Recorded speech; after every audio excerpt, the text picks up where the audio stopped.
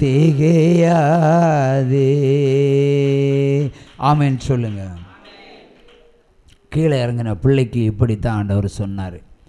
இன்றைக்கு அவளுக்கே கல்யாணம் பண்ணி கொடுத்து அவளே பிள்ளைகளை பெற்று அவளே அனாதையான பிள்ளை வெளிநாட்டில் போய் லட்ச லட்சமாய் சம்பாதிக்கும்படி கர்த்தர் கிருபை செய்திருக்கிறார். ஹல்லேலூயா. பாவத்தை உணர்கிறவனுக்கு தான் இந்த வாழ்க்கை அமையும். தான் செய்த பாவத்தை நியாயப்படுத்துகிறவனுக்கு அநியாயம்தான் வச்சிருக்கு. அதான் கள்ளத்தீர்க்க தரிசனமும் கள்ளத்தீர்க்க தரிசனுடைய செயல்பாடுகளும். பாவத்தை உணர்ந்தா என்ன என்ன பிரதர்? பாவத்தை உணர்ந்தா என்ன? உங்கள்கிட்ட தான் பிரதர். பிரதர் தூத்துக்குடி உங்கள்கிட்ட தான். பாவத்தை உணர்ந்தால் என்ன என்று கேட்கிறார். சரி, நான் உங்கள் பாவங்கள் எல்லாம் விசாரிக்கிறேன், என் பாவத்தை நீங்கள் விசாரிக்கக்கூடாதோ? சரி பிரதர், பாவத்தை உணர்ந்தால் என்னன்னு கேட்குறேன். உங்கள்கிட்ட கேட்குற கேள்வி இந்த உலகத்துக்கே கேட்குற கேள்வி பிரதர். பாஸ்டர் எழுப்பி விட்டு என்ன கேட்குறேன்னு கேட்காதீங்க. அடுத்து நான் என்னை பற்றி சொல்ல போகிறேன். அதுக்கு ஒரு அல்லேலூயாவா? ஒரு நான் பாவத்தை எல்லாம் வெளியே உங்கள்கிட்ட சொல்லணும். அதுக்கு ஒரு அல்லேலூயா. சரி சொல்லிடுவோம். சொல்லுங்கள் பிரதர். பாவத்தை உணர்ந்தால் என்ன? அதெல்லாம் தப்பு இருக்கு? நல்லது தானே? இப்போ சாப்பாட்டில் விஷம் கலந்துருக்கு. இந்த சாப்பாடை சாப்பிடாதேன்னு சொன்னால் அது தப்பா? தப்பு இல்லையே, அது சாப்பிடக்கூடாது. அதானே? அதுதானே கிறிஸ்தவம். கிறிஸ்தவம் ஒன்று தான் அந்த பாவத்தை குறித்து அதிகமாக பிரசங்கிக்கிறது. ஏசு கிறிஸ்து ஒருவர் தான் பாவத்தை விட்டு திரும்புன்னு சொல்கிறார். வேறு எந்த தெய்வங்களும் சொல்லலை. அல்லேலூயா. அவை பாவத்தை விட்டு திரும்பின என்ன போய் இங்கே உட்கார வச்சு நிற்க வச்சு உங்களுக்கு பிரசங்கம் பண்ண வச்சிருக்காரு பாருங்க. அவர் சம்திங் கிரேட்.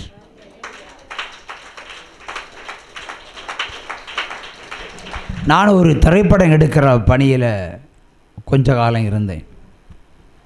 அந்த படத்தினுடைய பேர் காதல் அலை. காதல் அலை. ரெண்டாவது படம் அதிகாலை. அதிகாலை. இந்த காதல் அலை படம் எடுக்கும்போது கேரளாவிலிருந்து நல்ல ஒரு குட்டி, கேரளாவில் என்ன சொல்லுவாங்க, நல்ல குட்டின்னு இல்லையா, நல்ல அழகான பிள்ளைகள நல்ல குட்டின்னு சொல்லுவாங்க. இல்லை நல்ல கேரக்டர் உள்ள பிள்ளைகள நல்ல குட்டின்னு.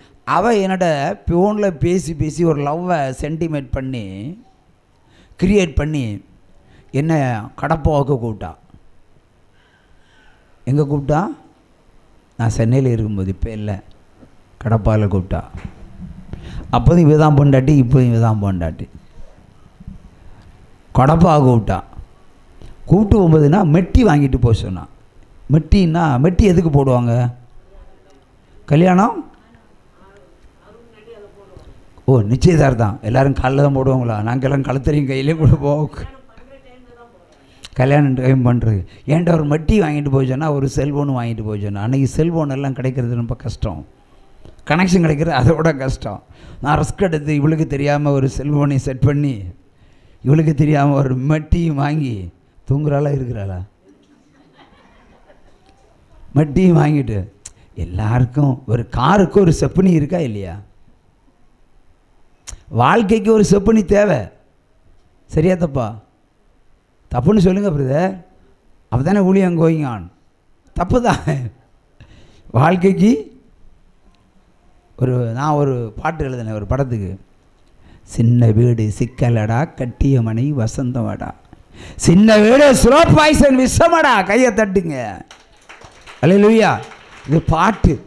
வாழ்க்கை வேற, பாட்டு வேற. அப்புறமா காசு தட்டுப்பாடு வந்து என்னிட்ட இருந்த அந்த பஸ்டிகர் போட்டால் ஓடாத ஒரு பைக்கு. அந்த பைக்கை 10,000 ரூபாய்க்கு வடபழனியில் அடகு வைக்கிறேன். ஏன்னா அவளுக்கு காசு வாங்கிட்டு போகணும்ல, காசு ஒன்றும் இல்லை.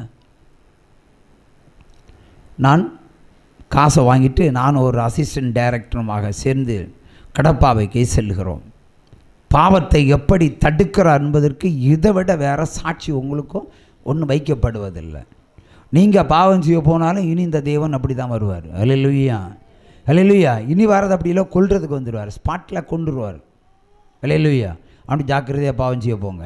நான் பாவம் செய்ய போன போது ஏற்பட்ட நிகழ்வுகளை அந்த சாட்சி, உண்மை சாட்சி உங்களுக்கு முன்பாக வைக்கிறேன். ஒரு ஓமினி வண்டி இருந்தது, கார், மாருதி வேன். சொல்லாமல் சினிமா சம்மந்தமாக போகிறேன்னு சொல்லிட்டு இவளுக்கு திருநெல்வேலி அல்வாவை வாயில் கொடுத்துட்டு நான் எஸ்கேப் ஆகிட்டேன். அல்லேலூயா. காட்டில் போகிறோம். காட்டுக்கு போய் கர்நாடகா பார்டரில் அந்த ஆந்திரா இந்த கடப்பாக்கி அந்த ஏரியா போகும்போது அந்த பொண்ணு ஃபோன் பண்ணுது, இனி எத்தனை மணிக்கூரில் നിങ്ങളെ എവിടെ എത്തും, எத்தனை மணிக்கூரில் ഇവിടെ എത്തും എന്നെ അറിഞ്ഞുകൂടാ, വണ്ടി പോയിട്ടേ ഇരിക്കുന്നു. അപ്പോൾ ലൊക്കേഷൻ ചോദിച്ചു. അപ്പോൾ ലൊക്കേഷൻ പറഞ്ഞു. അപ്പോൾ നിങ്ങൾ ഈ റൂട്ടിൽ വന്നാൽ നിങ്ങൾ അരമണിക്കൂറിൽ വരാം.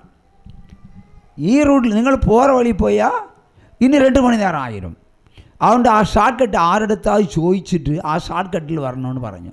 അപ്പോൾ നമ്മളും பார்த்தோம், ஆரையும் கிட்டல. அவள் ஒருத்தன் வயதான முதியவர் மெல்ல மெல்ல போகிறார். ஒரு வயதான ஆள் போகிறார். கர்த்தர் எங்கும் வருவார் என்பதுக்கு ஒரு அடையாளம். நான் முதலாய் பார்த்த என் இயேசு கிறிஸ்து ஒரு வயதான தகப்பன். கையை தட்டுங்க.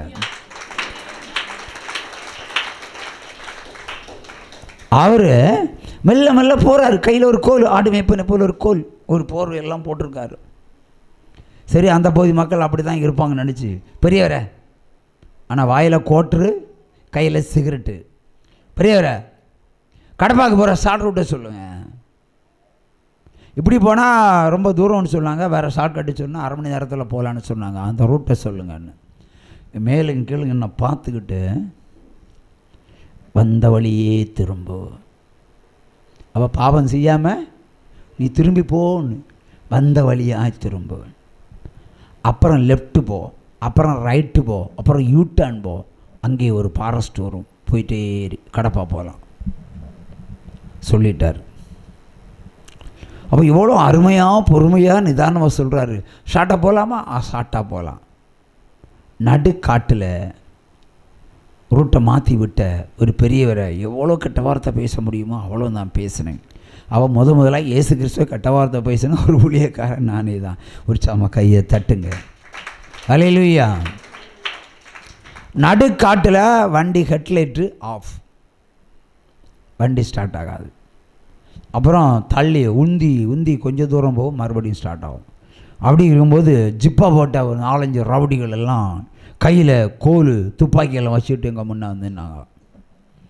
அவங்க மொழியில் ஏதோ பேசினாங்க. ஆனால் என் கூட வந்த அசிஸ்டன்ட் டைரக்டருக்கு எல்லா மொழியும் தெரியும். அவன் அந்த மொழியில் ஏதோ பேசினான். உடனே சொல்வார், இங்கெல்லாம் தீவிரவாதிகள் இருக்கிற இடம். ஒரு காரனுடைய வெளிச்சம் கண்டாலே மலையிலேருந்து அவங்க உள்ளே இறங்குவாங்க. இறங்கி காரையும் பாட்டு பிரிச்சுருவாங்க, உங்களையும் பாட்டு பிரிச்சுருவாங்க. நாங்கன்னா கடத்தல்காரங்க பாருங்கள், கையில் துப்பாக்கி, கன்று, கம்பு, தடி, இதெல்லாம் அவங்க கடத்தலுக்கு பயன்படுத்துகிற ரூட்டு. நீங்கள் அப்படியா மாட்டிக்கிட்டீங்க அப்பாவியலை போல். கொஞ்ச நேரம் ஹெட்லைட்டை போட்டு நான் தரேன், கொஞ்சம் ஸ்டார்ட் பண்ணி விடுங்கன்னு சொல்கிற மாதிரி அவருக்கு மொழியில் சொன்னார்.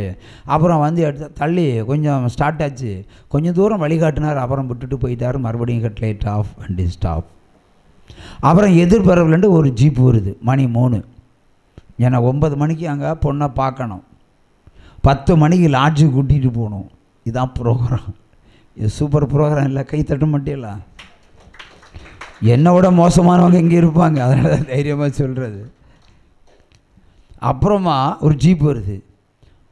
கடப்பாக சீக்கிரம் போகணுன்ட்டு அவன் சேர்ந்து பேசுகிறான். அவன் சொல்கிறான், இங்கே போனால் இவ்வளோ தூரம் போகணும், திரும்பி போனால் இவ்வளோ தூரம். அப்போ தான் முதியோர் மேலே பயங்கர கோவம். சுத்த விட்டார் பாருங்க, சுத்த விட்டார். அப்போ வந்த வழியை போனால் இவ்வளோ தூரம், நீங்கள் வெகு தூரம் வந்துட்டீங்க. ஆனால் இப்படி போனால் கடப்பா வரும், விடிஞ்சாலும் வராது.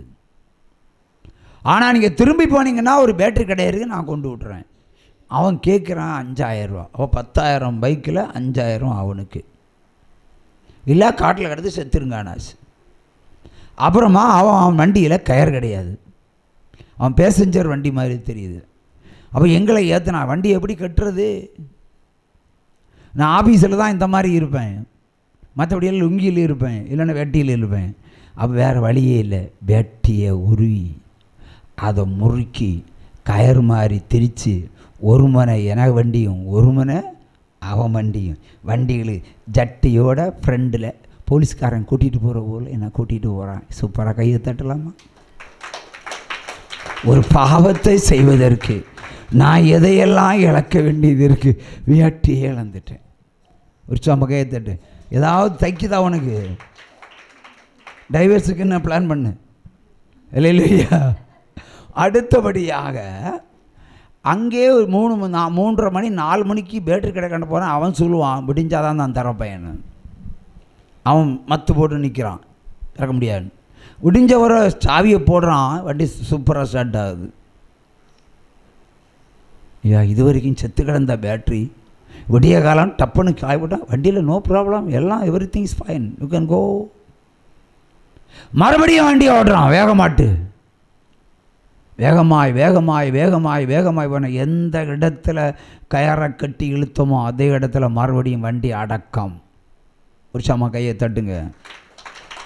ஒரு பாவம் செய்யாதபடிக்கு எத்தனை தடைகளை ஆண்டவர் முடக்கி போடுகிறார்.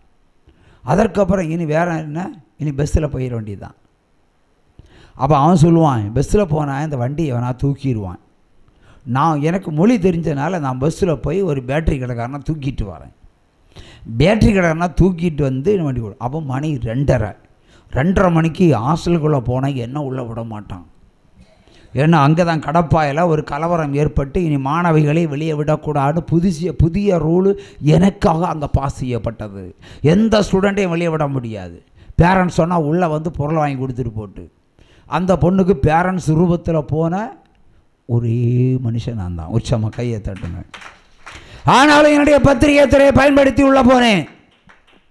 பிரின்ஸிபால் சந்தித்தேன். எவ்வளோ வெளியே விட்டு இன்னும் முடியாது, ஆனால் பார்த்துட்டு போ, ஆனால் கூட்டிகிட்டு போக முடியாது. ஒரு முகத்தை பார்ப்பதற்கு ஒரு மெட்டி, ஒரு செல்ஃபோனு கையில் இருந்த 5,000 நீயே வச்சுக்கான்னு சொல்லிவிட்டு நான் ஓடி போய் லாட்ஜியில் போய் கடந்து கோட்டரை ஓடு ஃபுல்லாக அடித்தேன். கோபம், பாவத்தை செய்ய முடியலை என்ற வருத்தம். கோட்டரெல்லாம் அடித்து விட்டிய காலம் 3:30 மணியாமல் ஒரு வெளிச்சம். என் மகனே, அல்லேலூயா, ஒரு சத்தம், போன் மனைவிடத்தில். அவள் இரவும் முழுவதும் முழங்கால் படியிட்டு என்னை நோக்கி கூப்பிட்டு கொண்டிருக்கிறாள். அல்லேலூயா. பாவம் செய்யாதே, சாபமாகாதே, சாத்தானை தேடாதே, சபக்குழியை நாடாதே. அல்லேலூயா நீ பாடு, அதிசய தேவனை நீ நாடு. அல்லேலூயா நீ பாடு, அதிசய தேவனை நீ நாடு. அன்னைக்கு எழுதின பாட்டு தான் இந்த பாட்டு. ஹல்லேலூயா. பாவம் செய்யாதென்ற டைட்டிலில் 12 பாடல்கள் கர்த்தரால் உருவாக்கப்பட்டது. ஹல்லேலூயா. ஆகவே பாவம் செய்தால் நீ சபக்குழியை தேடுறேன்னு அர்த்தம். நீ பாவம் செய்கிறேன்னா பாதாளத்தில் விழுகிறேன்னு அர்த்தம். நீ பாவம் செய்கிறேன்னா பின்னாடி உனக்கு கேன்சர் வியாதி வரும் என்பதுதான் அர்த்தம். கையை தட்டலாம். இல்லைன்னா உன் இருதய வியாதியை வைத்து உறுதியத்தை ப்ளஸ்ஸும் மைனஸும் போட்டுருவாங்க. சர்ஜரி போட்டு பிச்சிருவாங்க. அல்லேலூயா. ஆனாலும் மூச்சு வாங்குவேன். எப்போ சாவேன்னு உனக்கே தெரியாது. ஆனால் எந்த நிமிஷத்துலையும் சாவேன்னு உனக்கு தெரியும். பயந்து பயந்து சாவ தேவையா உனக்கு? பாவம் செய்கிறவனை சாகடிக்கிறது அவர் வேலை. ஆனால் மனம் திருந்துகிறவனை உயர்த்துகிறது அவர் வேலை. உற்சாக கையை தட்டி எளிமணிக்கலாம். அல்லேலூயா. ஆகவே பாவம் நம்மை கொல்லும். நான் பாவத்தை விட்டபடியினால், அல்லேலூயா, அன்று மனம் திரும்பினபடியினால் உங்களுக்கு முன்பாக ஒரு ஊழியக்காரனாக கர்த்தர் நிறுத்தி வைத்திருக்கிறார். எல்லோருடைய வாழ்க்கையிலும் பாவம் வருகிறது. ஆனால் இனி வரக்கூடாது என்பதற்குத்தான் இந்த ஊழியம். உற்சாகமாக தட்டலாமா? அல்லேலூயா. இந்த தெய்வம் நம்ம தெய்வம், நல்ல தெய்வம், மரண பரியந்த நடத்திடுவார்.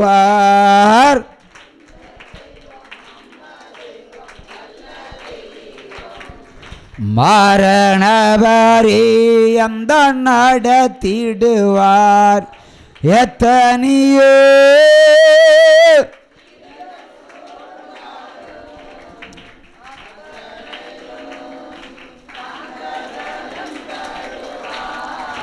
அந்தே சந்தே மதியான